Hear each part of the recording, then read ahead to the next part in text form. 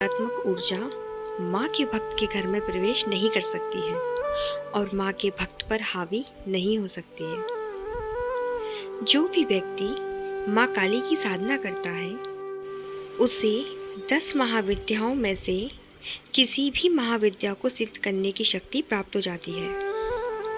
दोस्तों, भाग्यशाली होता है वो घर जिस घर में माँ काली की पूजा होती है, क्योंकि काली माँ की पूजा सभी को नहीं मिलती है।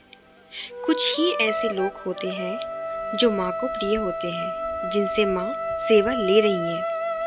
तो अगर आप माँ काली की सेवा पूजा करते हैं तो आप माँ के प्रिय हैं। आप भाग्यशाली हैं कि माँ आपसे अपनी सेवा ले रही है। दोस्तों, माँ काली के साथ बहुत सारी शक्तियाँ चलती हैं, जैसे हनुमान जी, भैरव बाबा, शिव जी और वैष्णो देवी। हनुमान जी और भैरव जी ये दोनों माता काली के गण हैं और उनके पुत्र के समान हैं, और ये दोनों ही बेहद प्रिय हैं माँ काली को। कालिका पुराण में भैरव जी को शिव जी का गण बताया गया है, इसलिए भैरव बाबा हमेशा माँ के साथ रहते हैं। भगवान शिव के गण जैसे भूत, प्रेत, पिशाच आदि का अधिपति भी भैरव जी को ही माना गया है। भैरव जी माँ के समस्त कार्यों का संचालन करते हैं और माँ की पूजा के साथ इनकी भी पूजा की जाती है।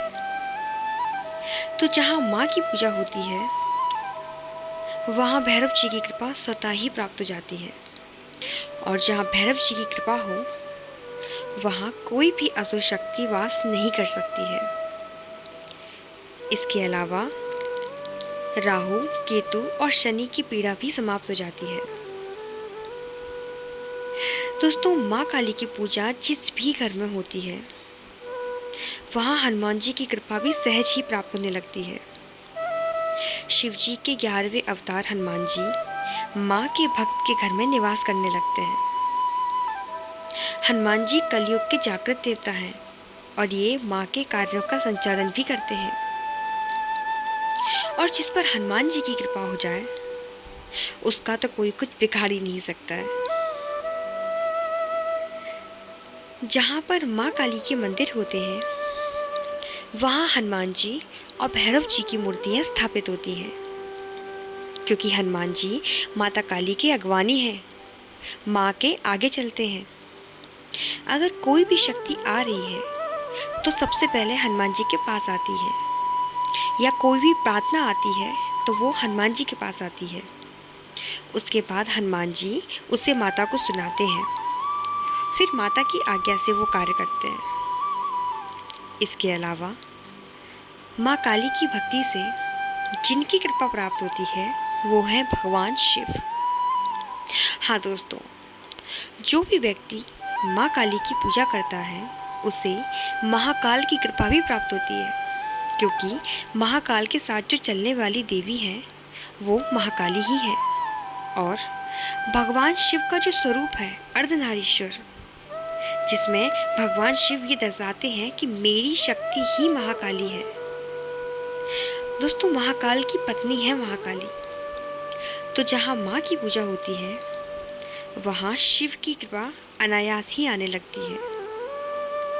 माँ की पूजा करते करते व्यक्ति कब शिवमय हो जाता है ये उसे खुद भी पता नहीं चलता है। तो दोस्तों, जहाँ माँ काली की पूजा होती है वहाँ इन सभी देवी देवताओं की कृपा स्वतः ही आने लगती है। दोस्तों, माँ काली का स्वरूप इतना रहस्यमयी है कि माँ के बारे में बात करना या उनकी शक्तियों का वर्णन करना सूरज को एक दीपक दिखाने के समान है।